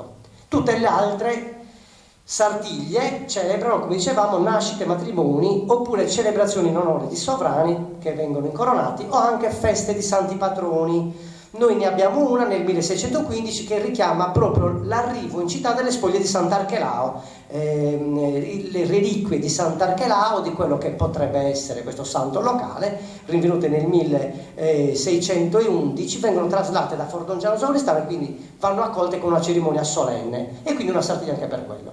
E qui invece abbiamo il documento del 1621, ancora una volta una Sartiglia che viene corsa per le allegrie di Don Filippo IV, re di Spagna. Ora, ma cos'è questa Sartiglia?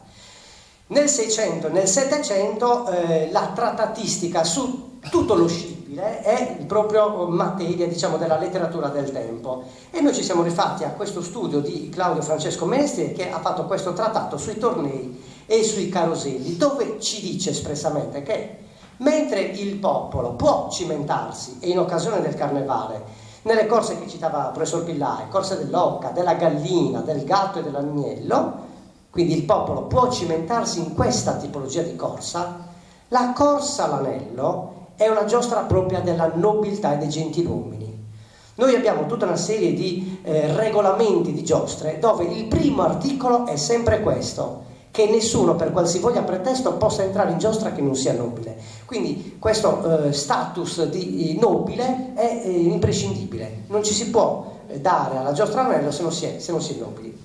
Anche questa è un'opera importantissima, forse non si vede molto bene, è un dipinto che proviene dalla cappella di Tancarreggia, una giostra all'anello, cavalieri con capelli piumati, capelli a tesa larga, lance, sullo sfondo una cortina muraria, forse una porta mare, chissà, una delle più antiche sartiglie oristanesi.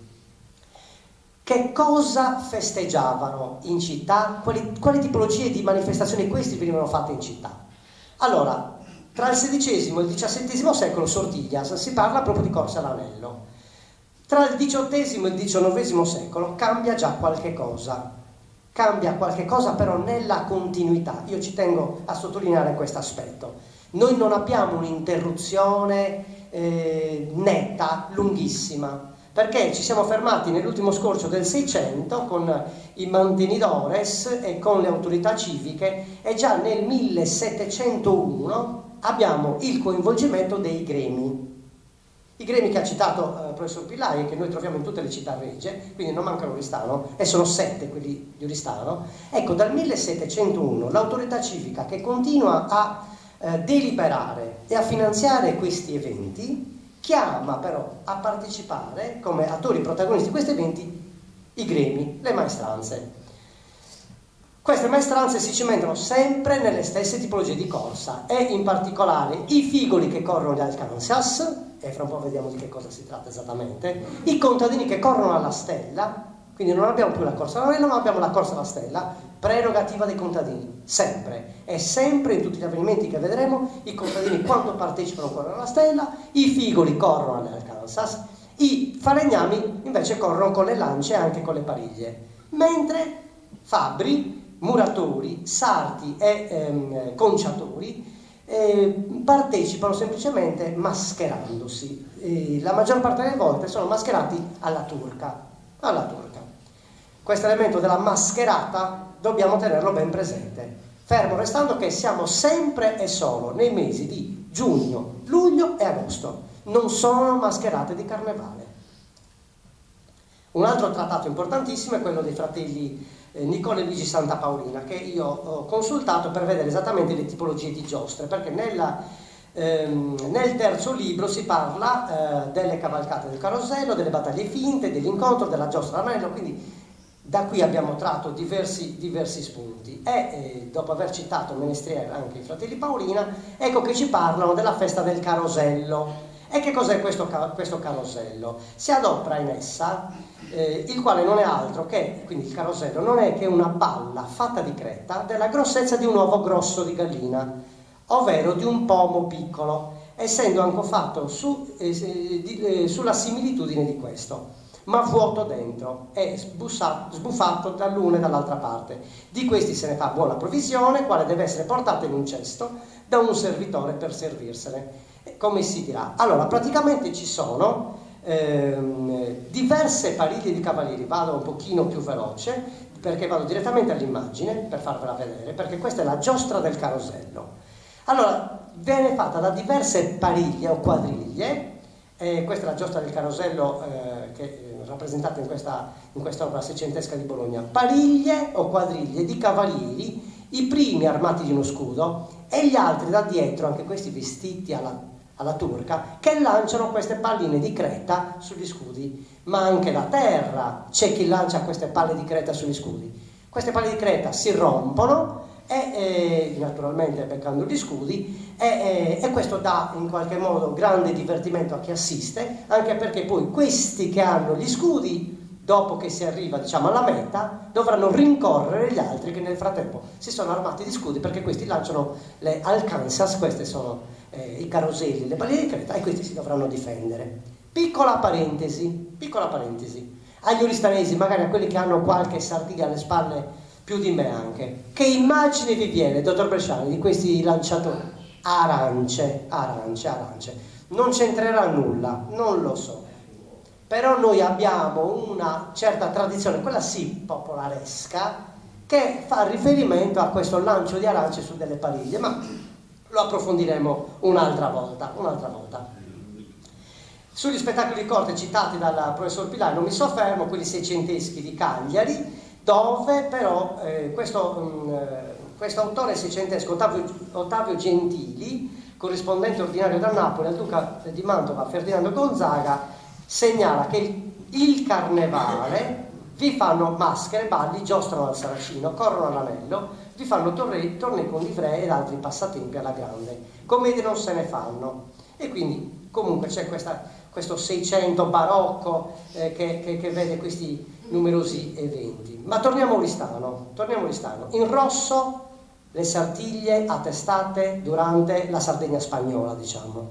E questa continuità si mantiene anche in età sabauda. E quindi tutti eventi per celebrare matrimoni. Carlo Emanuele III si sposa 3 volte, per 3 volte si è fatto festa in città, purtroppo è diventato vedovo spesso, e si continua ancora in età relativamente recente, vuol dire 1750, l'ultima attestazione in occasione del matrimonio di Vittorio Amedeo di Savoia e Maria Antonietta. Poi l'arcinota Sartiglia straordinaria del mese di aprile nel 29, quando la città è visitata da Carlo Alberto di Savoia. Nel 1842 nei documenti dell'archivio storico di Oristano si parla di una mascherata, non viene più citata come Sartiglia.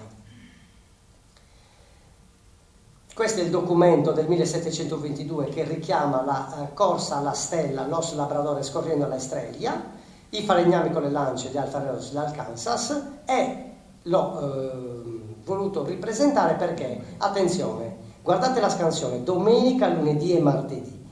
In tutte le giornate di festa di questi avvenimenti sono sempre 3, 4, 5 giorni di festa, perché sono tanti i gremi che si cimentano in questa corsa. La domenica è sempre prerogativa dei contadini. La domenica, chi apre i festeggiamenti, e ricordiamo, stiamo parlando dei mesi giugno, luglio, d'estate in genere, la domenica è sempre dei contadini. È un aspetto che magari potrebbe essere utile successivamente. Altro elemento, a proposito di questi gremi, qua in particolare si fa riferimento al ruolo di mantenidor per quel che riguarda la corsa delle Alcansas, dei figoli, che è tenuto dal maiorale del gremio. Noi, partendo da questa unica attestazione, abbiamo ipotizzato come appunto i mantenidores tutti, e quindi gli antichi compoedoresi, fossero i presidenti dei gremi. Però a corroborare questa nostra ipotesi recentemente lo studio di un'altra relazione importantissima, quella delle corse dei gremi del 1750 di Cagliari, dove tutti i gremi partecipano, come ha citato il professore, e alla fine il cronista, guardate che cosa ci dice, proprio incalcia la relazione: i maggiorali o capi dei gremi, i quali alla testa di ogni gremio facevano il personaggio di comandanti, prima di cominciarsi gli esercizi venivano dall'illustrissimo viceré con un complimento ad annunziarli e chiedergli licenza di eseguirli. Dopo terminati andavano con un nuovo complimento a rendergli grazie. Facevano il personaggio di comandanti. Erano i maiorales, erano i soveraios maioris a guidare queste celebrazioni, queste feste. C'è poco da fare. Fermo restando che abbiamo ancora questo punto interrogativo, cioè succede qualche cosa di straordinario a Oristano, perché mentre a Cagliari, a Sassari non si corre più, a Oristano si continua a correre. Quindi questa istituzionalizzazione della corsa è il tassello che noi stiamo cercando.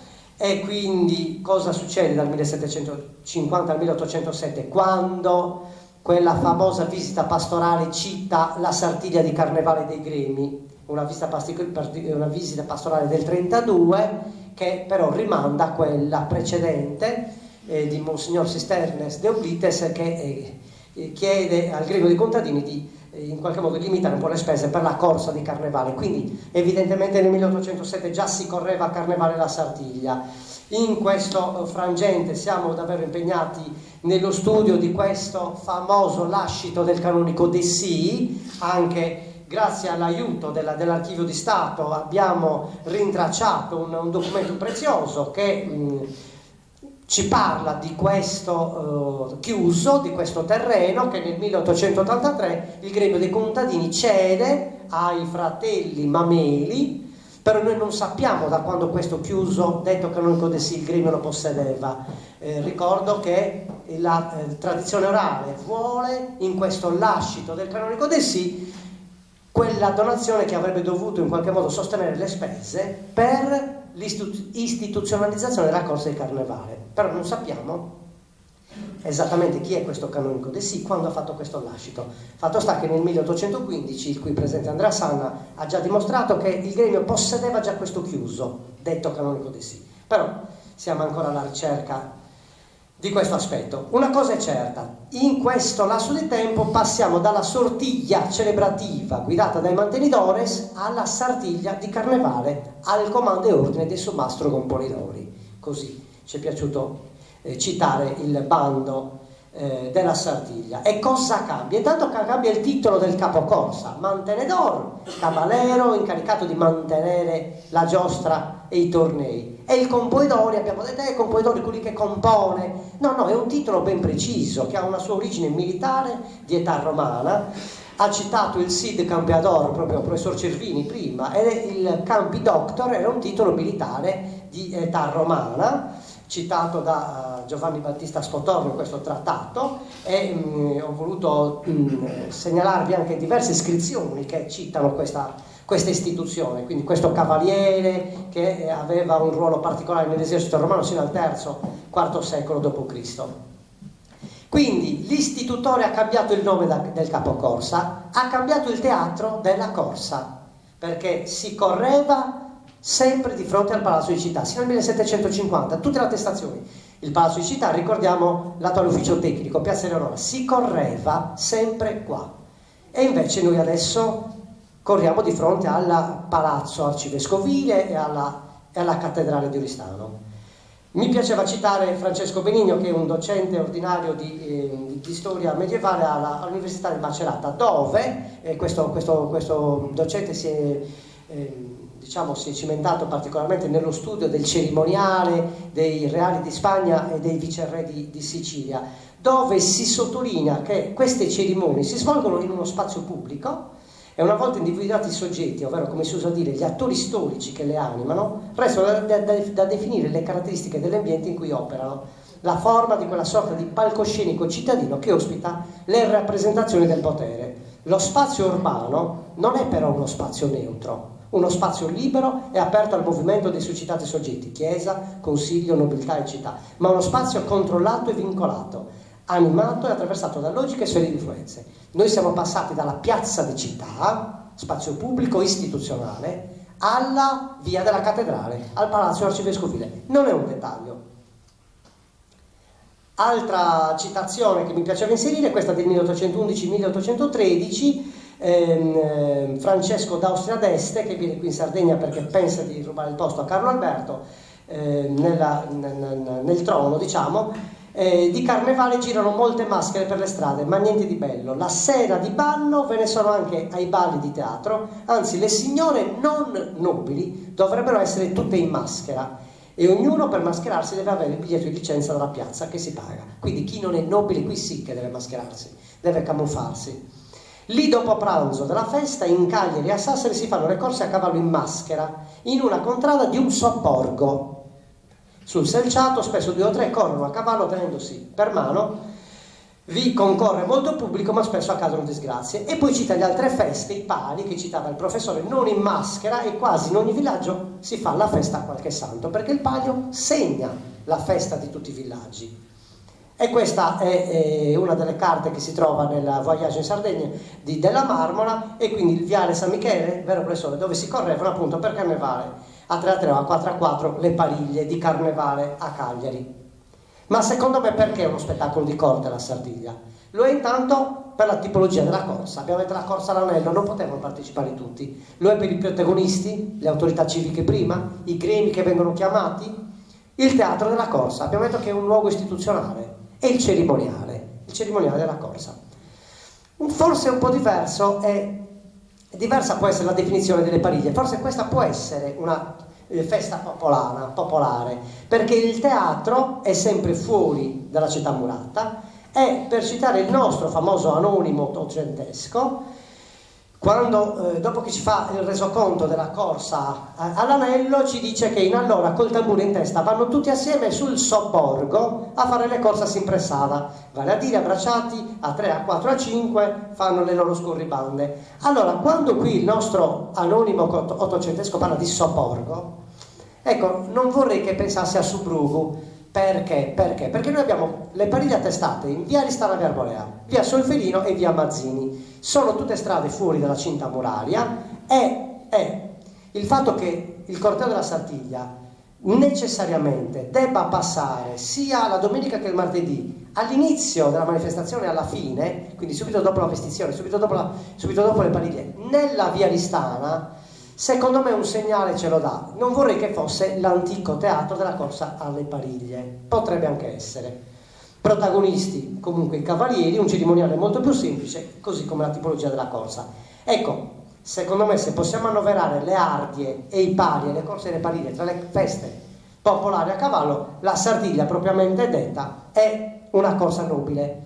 E questa nobiltà della Sardiglia, secondo me, in qualche modo, il fatto che sia così irraggiungibile è testimoniata anche dal desiderio, dalla volontà di esprimere in qualche modo qualche declinazione popolaresca della Sardiglia, perché la Sardiglia degli asini che vogliono correre in maniera così goliardica alcuni altri oristanesi, così come anche la Sardiglia di Canna, secondo me, sono delle declinazioni in qualche modo più popolaresche di quella che invece è alta e aulica, che è la Sardiglia, diciamo, che ha un percorso istituzionale per forza, perché se pensiamo ai documenti, se pensiamo alle volontà civiche di istituzionalizzazione, noi non abbiamo mai interrotto questa tradizione, forse per 10, 20, 30 anni, però l'abbiamo sempre celebrata. Perché l'abbiamo celebrata? Perché il professore prima ha detto che i gremi hanno un po' scoppiazzato. Io direi, professore, che più che scoppiazzare nel caso di Oristano, secondo me, nel momento in cui sono stati chiamati a in qualche modo a prendere il testimone delle autorità civiche nel fungere da protagonista alla corsa, secondo me si è cercato di mantenere questo livello alto, e i cavalieri e i cittadini di Oristano e chi partecipa alla manifestazione la sente quest'aurea di sacralità, e secondo me sono i gremi che in qualche modo hanno tutto questo, diciamo, ruolo di mantenere la tradizione, ma allo stesso tempo anche questo livello alto e sacrale. E quindi secondo me è tutto lì il fulcro della manifestazione di oggi, perché sono stati loro che ce l'hanno portata, l'hanno trasmessa, e l'istituzionalizzazione ha visto in loro i tedofoli, diciamo, di questa giostra. E quindi Già con il professor Cervini abbiamo visto tante rievocazioni, tante manifestazioni, tanti cortei, che sono delle ricostruzioni, sono tutte ricostruzioni di ambientazione e di un gioco storico, rievocazioni di un evento. Noi, anche se con maschera Mavasa e con pochissime risorse, abbiamo portato avanti sempre questa tradizione, nella guerra, nella carestia, abbiamo continuato sempre con costumi variopinti e più o meno filologici, costumi che esprimono anche il gusto del momento, quindi attualizzando, ecco perché è rimasta viva, perché abbiamo attualizzato la corsa con quella che era la moda del tempo. Certo, c'è una bella differenza tra le Paniglie di Viaristana e quello che ha fatto la bravissima e bellissima Elisabetta Secchi qualche anno fa con i suoi compagni di Paniglia in via Mazzini, però è probabilmente proprio per questo che la Sartiglia è rimasta sino ad oggi così bella, così intatta, perché è una tradizione vivente. E io vi lascio con questa citazione di questo anonimo. Ecco come è ordinata la Sartiglia di Oristano: ma le mie povere parole non possono mai esprimere il brio, l'effetto, la bellezza di una tal festa, e chi volesse formarsene un bel concetto dovrebbe andare a vederla, che non avrà perduto il suo tempo. Grazie, a tra volte. Mi corre d'obbligo ringraziare chi ha voluto compiere questo evento, il Sindaco del Comune di Oristano, la Regione Autonoma della Sardegna, l'Archivio di Stato e la Fondazione di Sardegna. Grazie direttrice e grazie a tutti. Grazie. Adesso abbiamo un momento conviviale, come è il dopo nelle diciamo, secondo la tradizione della Fondazione della Sartiglia. Grazie.